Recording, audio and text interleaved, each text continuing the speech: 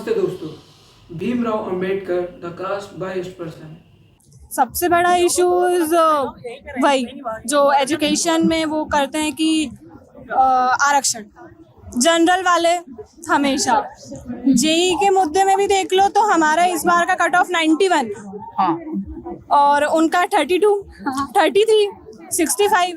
तो अब ऐसा तो है नहीं कि हमारे पास रिसोर्सेज ज़्यादा हैं। सवर्ण भी मिडिल क्लास फैमिली से आते हैं, लोअर मिडिल क्लास फैमिली से भी आते हैं, कुछ के पास तो नहीं होता इतना कि वो कोचिंग्स भी जा सकें।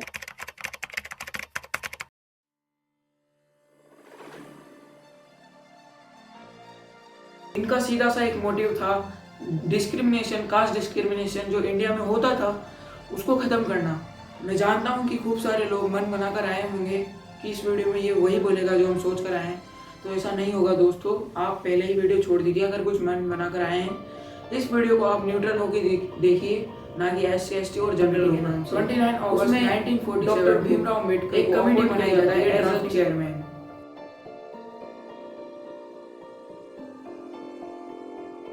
कॉन्स्टिट्यूशन बनाने के लिए कई देशों का कॉन्स्टिट्यूशन पढ़ा जाता है और समझा जाता है। फिर उसमें पैसे भी बहुत सारे लगते हैं, करीबन 70 लाख के आसपास अमाउंट बताया जाता है जो कि कॉन्स्टिट्यूशन बनाने में लगा था और इन लोगों की पगार देने में लगा था। समझ रहे हो ना। अगर अपन 1947 से 20 साल पहले जाकर देखें, 25 दिसंबर 1927 को मनुस्मृति जलाई गई डॉक्टर BR अम्बेडकर के द्वारा। मनुस्मृति जो कि लिखी जाती है मनु महाराज द्वारा, और ये बताया भी जाता है कि first human created by God and also a son of son. कुछ धर्म गुरु का ये भी कहना है कि अपना संविधान जो है वो पूरी तरीके से अशास्त्रीय है। भारत संविधान हम नहीं सुनते, हमारे संविधान को संविधान नहीं मानते। हम भारत का संविधान जो है अशास्त्रीय है। हम इस संविधान को हम अपनी जरूरत ही मानते हैं। हमारा वेद आज्ञा है, शास्त्र आज्ञा है, उसको करो। उसको बुरा भला समझना तुमको राइट नहीं, मत करो, लॉजिक मत लगाओ, तो कह गए हैं वही ठीक है। मनुस्मृति जलाने का मुख्य कारण बताया जाता है कि उसमें लिखा था कि अगर लोअर कास्ट वाला पीपल अगर ज्ञान की बात सुन लेगा तो वो बहरा हो जाएगा, कुछ हो जाएगा उसको, तो इसलिए मनुस्मृति जलाई गई थी। हमारे हिंदू धर्म में 4 वर्ण बताए जाते हैं, ब्राह्मण, क्षत्रिय, वैश्य, शूद्र। ये सब जन्म के साथ आधारित नहीं थे और थे भी सही और नहीं भी थे। वर्ण बताए जाते थे या आपके कर्म के अनुसार बताए जाते थे। जो पढ़ाई करता था, मतलब ज्ञान की बात सीखता था, पूजा पाठ करता था, उसे ब्राह्मण बताया गया। जो लड़ाई लड़ता था समाज के लिए वो क्षत्रिय कहा गया। वैश्य जो पैसा कमाता था समाज के लिए, और शूद्र जो साफ सफाई का काम करता था। और मैंने आपको ये भी कहा था कि आपके कर्म और आपके जन्म से भी आधारित है, क्योंकि आपके जन्म में अगर आपने पिछले जन्म में, ये शंकराचार्य द्वारा कहा गया था, मैं आपको सुना भी दूंगा इसके बारे में।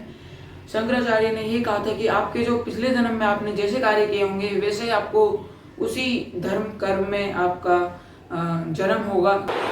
कर्म के आधार पर एक पुरुष की एक दिन में कितनी जाति बदलेगी? तो ब्राह्मण कुल कोई बचेगा क्या?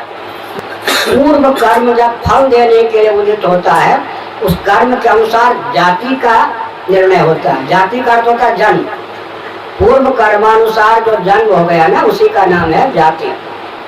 जिस जाति में जन्म हुआ हो, उस जाति के अनुकूल कर्म करता हो, तब क्या हो गया? सोने में सुगंध।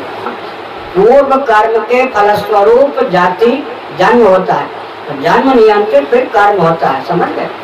इनका मेन मोटिव जो था कास्ट डिस्क्रिमिनेशन, जो हमारे पहले के समय में होता था। अगर मेरे ओपिनियन की बात करो तो जिस पर्सपेक्टिव से ब्राह्मण लोग वो देखते थे कि ये हमें खाना नहीं देता, ये हमें पीने नहीं देता, तो बिल्कुल गलत था। ही बर्न आवर स्क्रिप्चर्स, मनुस्मृति, जिसे हम काफ़ी अच्छा मानते हैं भाई, क्योंकि उसमें अपने धर्म के रिलेटेड बहुत सारी चीज़ें लिखी हुई है। संविधान में एक शब्द और जोड़ा गया था, equality, not equity. SC/ST OBC इन लोगों को जो आरक्षण मिलता है वो इक्विटी कहाँ से हो गया भाई? वो इक्विटी कहाँ से हो गया? हर इंसान इक्वल है, ठीक है, हर इंसान इक्वल है। अब उसको आप उठाने के लिए आपने आरक्षण दे दिया तो वो इक्वलिटी नहीं कहा जाएगा भाई। मैं आरक्षण के कतई खिलाफ नहीं हूँ भाई। जो गरीब लोग हैं, जिनको पीछे छूट गए, पिछड़ गए, वो उनको पढ़ने का पूरा हक है भाई, और उनको ही देना चाहिए आरक्षण। SC ST हो, चाहे OBC हो, चाहे जनरल हो, या किसी भी अदर का हो, कोई फर्क नहीं पड़ता भाई, पढ़ने का अधिकार सबको होना चाहिए।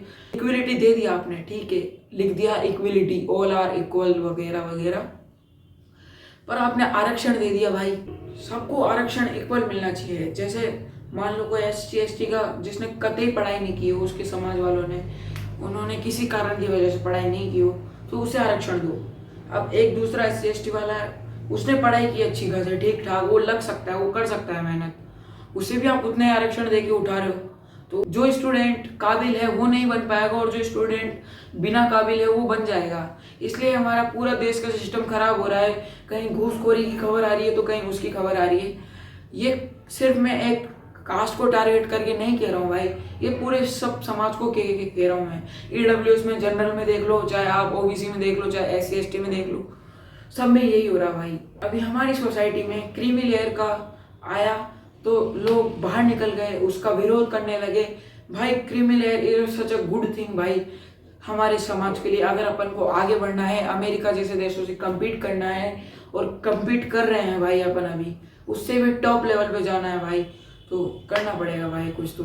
और आप ये मत सोचो कि हमारा भारत देश ही सब कुछ है, सब कुछ है भाई। थोड़ा अपना नज़रिया खोल के भी देखो। मैं किसी के खिलाफ नहीं हूँ, अगर मुझसे कोई गलती हो तो माफ़ कर देना, और कमेंट बॉक्स खाली है, वहाँ अपने ओपिनियन फीडबैक दे सकते हो।